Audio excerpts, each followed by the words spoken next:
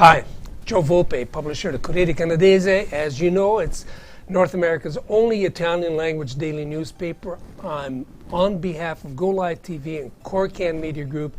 Today we're going to interview a member of parliament from Eglinton Lawrence. That's right here where the location is. And that member of parliament is none other than Marco Mendicino, member of parliament for Eglinton Lawrence, elected just 3 years ago.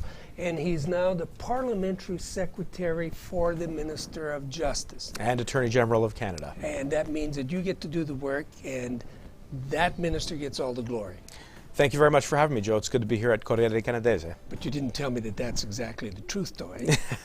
So are you doing all the work and the other person gets the glory? Because that's what a parliamentary secretary does. No, absolutely not. Minister Jody Wilson-Raybould is a good friend and a colleague, and obviously it's an honor to support her in this role as her parliamentary secretary.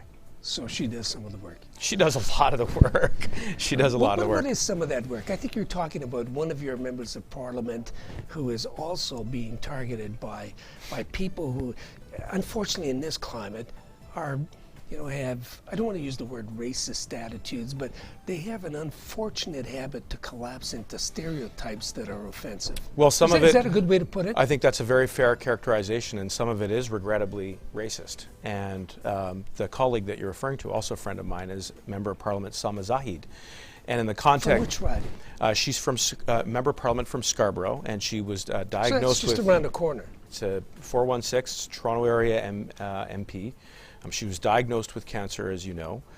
She's undergone a very aggressive chemotherapy, and she has chosen to wear a hijab, in part as a way of, addressing some of the symptoms of that treatment. Instead of, say, a veil that anybody else might wear, or a hat, or something like that. And she has been targeted on the basis of her decision, her choice to wear this hijab by the Conservatives in that riding. And it is deplorable. It's unacceptable. And this is the kind of rhetoric that is creeping into our politics increasingly. We see it from Andrew Scheer. We see it from some other ranks within the Conservatives. And it is absolutely antithetical to what this country is built on, which is immigrants. And you know that, I know that. The Canadian Italian community has played a vital role as newcomers to this country since before the 20th century. That's something that I'm deeply proud of. I know that you're proud of that. And I hope that the community will rally against this kind of rhetoric, because we need to weed it out. We need to weed it out of our politics. But I think, in fairness to some of the people that you've mentioned, we all, at least in our paper and in our group, we're all very sensitive to that concept. If somebody is ill, there are certain issues that are always accepted as part of dealing with those circumstances. For somebody to attribute either a social, racial, ethnic deficiency associated with that is absolutely reprehensible. We would never Think about the number of people who've been touched by cancer. Well, millions of Canadians. That's a delicate subject. Exactly, and which is why it has no place in our politics. And so when the Prime Minister is calling on Conservatives to do better, he's not doing it out of partisanship or to score cheap political points. He's doing it because he knows that people are profoundly and tragically touched by this disease, and it is unacceptable to be using that kind of a tactic for the purposes of undermining Salma's standing in the community. We would never support it. Just so you know, we would never support it. That's good to hear. Well, you should take it for granted, because that's what this paper is about, and that's what Corcan Media Group is all about. We represent. Well, I guess there are now 75 ethnic groups as part of the umbrella organization, and none of them would tolerate this. So if there's anybody who's using that for political gain, whether it's on the Liberal side, the Conservative side, or NDP side, we didn't have the time of day for it. But anyway, we spent a few minutes on it. My sympathies go out to your colleague on a personal basis. We have, there's a person in this building who hasn't been touched by that disease, and or who doesn't have somebody in the family that hasn't been touched by that disease. So we're sincere about it. Thank you. I think the Prime Minister, he can call out everybody else, but I think he has to be sensitive to some of these things himself. And from my perspective, from our perspective as well, we don't think he is making as much of a progress in that direction on immigration issues. So rather than be really, really narrow, as you know, I've talked to you about this in the past, like, we don't think that the Prime Minister has opened the doors on immigration from all parts of the world. Now, most specifically, Portuguese, Italian, and most European countries except for Ireland, England, and France. And so, you and I have talked about this in the past. There's 100,000 Italians from particularly southern Italy between the ages of 19 and 44, well-educated or skilled. They can't come here. Right. Well, I mean, let's first talk about the broad strokes. Under our government, we have increased the levels of immigration and will continue to do so to achieve that standard of approximately 1% of our overall population. And that's not just because we value our multicultural fabric. But you need it. You need it. You need it. And you need it because economists are telling us. Yeah, everybody will tell you that, but 300,000 isn't even 1%. It isn't, but we're going to take it up to 340,000 by 2020, which will get us to 0.9%, which is awfully close. And the reason is precisely because we do need it. We need it because the ratio of retirees to workers is shrinking, as you know. Currently it's 4-to-1. It's going to go down to 2-to-1. And if we don't import new Canadians, newcomers, who are going to contribute to the GDP, to the economy, to the rich diversity of this country, of which we're so familiar with and we're so proud of, then we're going to put greater pressure on our ability to provide retirement security, universal health care. So it's in the interest of Canadians who are currently here in order to have new people. And here's the other truth that I think needs to really be understood. When we took the reins in 2015, we inherited a system that was broken. It was beset by backlogs. It was beset by not responding to the innovative needs of the communities which are here looking to leverage the talents of people who want to come to Canada. So that's, we were going to have a frank discussion. Absolutely. On this. But those backlogs are coming down. So let me just identify 3 categories. Well, one of the ways they come down is you just shut the doors to everybody. You have no backlog. That was the Jason Kenney approach, and the Chris Alexander follow-up. I haven't seen a change. Under Jason Kenney and Chris Alexander, backlogs mushroomed. Under our government, we inherited a 70,000 person applicant backlog under the spousal category. That number has gone down now to 15,000. Under the caregiver category, and this is an area where we look to newcomers who can take care of our elderly, take care of our children, those who need the support. We inherited on a private pay basis. 62,000 was the backlog number for that category. We've taken it down to 12,000. And under the parental and grandparental category, we inherited a backlog of 167,000. That's a huge number, and we've taken it down to 26 or 27,000. So we attribute that to the hard work of the people that work in the immigration department, so that people can take the pathway to permanent residency and citizenship. Before they weren't doing anything. So that we're making progress. There hasn't been expenditures of money to correspond to that. And I always ask the question, not only what, I want to know how. And I haven't seen evidence of how that's been accomplished. So what I get are talking points that says, like, we've received some just the last week about we've done this, and that. Are you serious? Right. You're sitting there with, that this is a pet peeve of ours. You've got 1 million undocumented workers in this country. About 400,000, and people tell me I'm being a little too conservative on the number, in southern Ontario or Ontario. And nobody's making a move. Yeah. Nobody understands what's going on. You've got these people. You can go to any of the unions or any of the workers' collectives, because they're not all unionized, and they'll tell you, if somebody, Ralph Goodale, who's the Minister for CBSA and responsible for removal, were to go out there and do his job and remove these people, we might as well shut the economy down. Well, look, you touch on temporary foreign workers, and obviously undocumented workers are problematic because they're not in the system and they haven't applied properly, and we have to come to grips with that issue. That's not true. The vast majority of them got here on a proper visa. And they are overstays. And they've overstays. And you know what? We should find a way that works for those individuals who have overstayed, who are contributing to the economy. So what's holding you up? And so I think we are in the midst of having that conversation.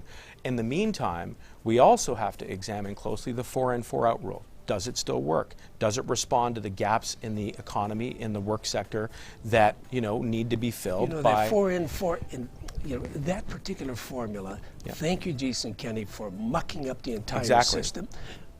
You've got people who have been here for 4 years. They've been working. They've raised their families They've here. done They've everything contributed. that you need by way of integration. I agree. They don't depend on anybody. I agree. And your government can't find a mechanism for keeping them in. All they have to do is take a look at the In Canada clause, and they've got it. I think when you take a look at our immigration strategy as a whole, we're not about burning bridges or building walls, which is what we hear from our opposition colleagues, in particular the Conservatives. We're about remaining an open, inclusive, and multicultural society. And yes, of course, we have to find a solution for this category of workers, while at the same time leveraging all of the talent, all of the people who want to come to Canada to contribute. That's how this country was built. That is how this country will continue to evolve and to grow. And I'm looking forward to that conversation. Well, but you can only converse for so long. You guys have been there for 3 years. You're entering into an election period in very short months.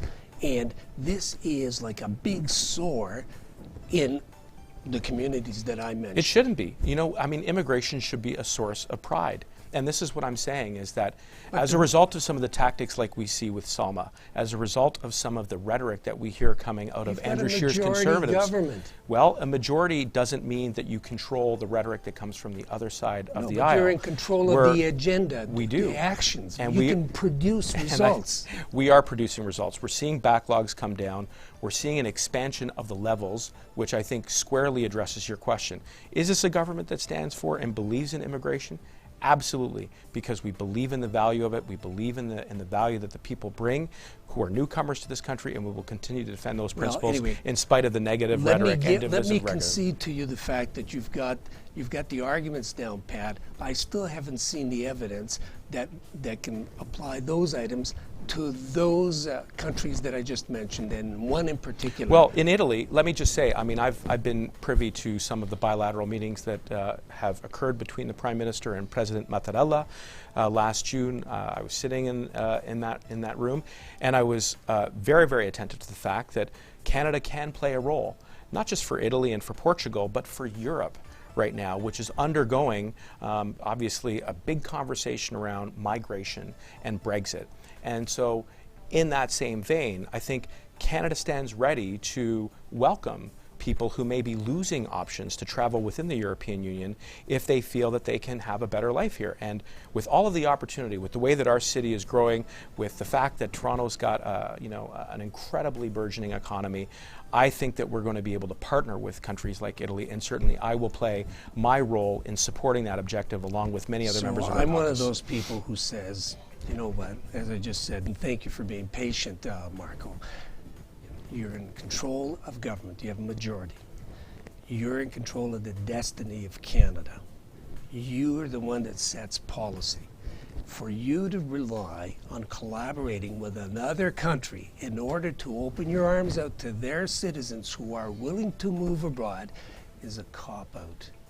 Well, but anyway, let's be hopeful. I mean, we've forged some good relationships. So we have incredible relationships with Italy, as well as with Portugal. In fact, Portugal and Canada just struck a youth mobility agreement. There have been discussions around that same kind of initiative with Italy. This is something that I support. This is something that many of our colleagues in our caucus support. So we want to get there. The wrong thing. They're just taking too long to do it. So we're a little bit more impatient than you are.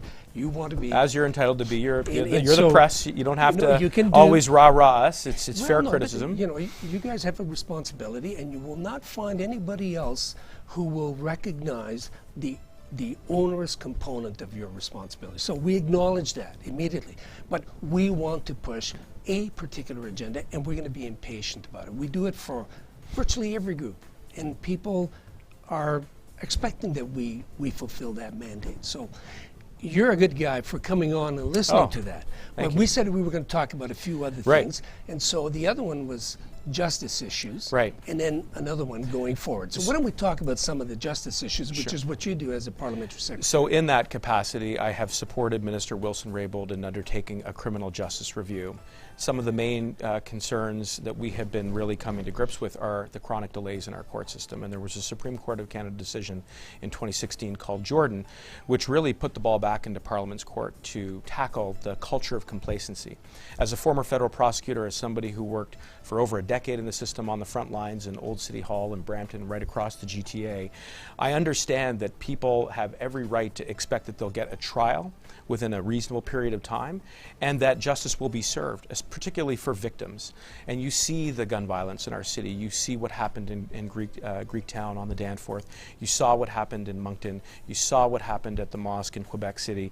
There was just a report, just a few minutes before we began this interview, about shots fired or a shooting reported at Yorkdale Mall. This is in our community. I mean, our families go there. And so it's personal.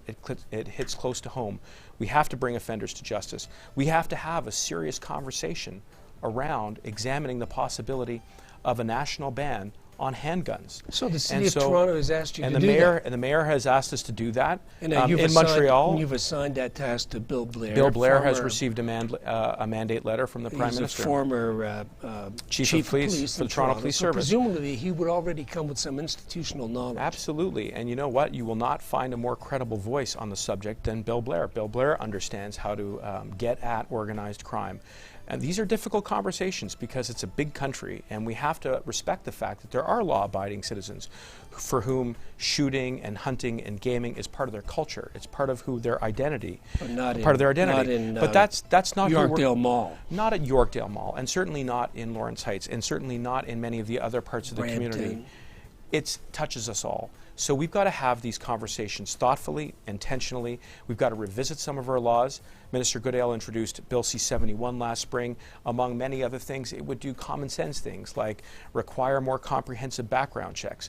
It would also require vendors to keep records of sales of restricted firearms. These are the types of things that, in speaking with members of that community who really participate in these types of hobbies, they already say they're already doing it. So it should not be contentious to integrate them into existing law. So that's a big part of it. Yeah, but what we're looking forward to is hearing exactly what it is that's going to be recommended. So, going to Bill Blair, it seems like a good tactical move. And Bill Blair, as I said, has his own personal background. And I can't imagine that he wouldn't have had some institutional memory about all those issues associated with very, very specific circumstances in various parts of the city. It's a big city. So forget about it being a big country, but it's a big city. It's a big city. So when someone says, and I've personally seen rifles and, pellets and bullets and everything sitting in places in other parts of the country where you might normally not expect to see them. But that's because it's very much part of the culture there.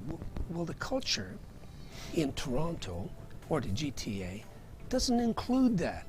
And so, I realize that that's a challenge, but people here want a sense of, what are you doing? Which is why you got to have the conversation, and we are going to have it. But in addition to that, one of the main observations that I take away from my time in the criminal justice system, but also as a parliamentarian, is that if you're solely relying on the criminal law to solve organized crime, you're fighting a losing proposition.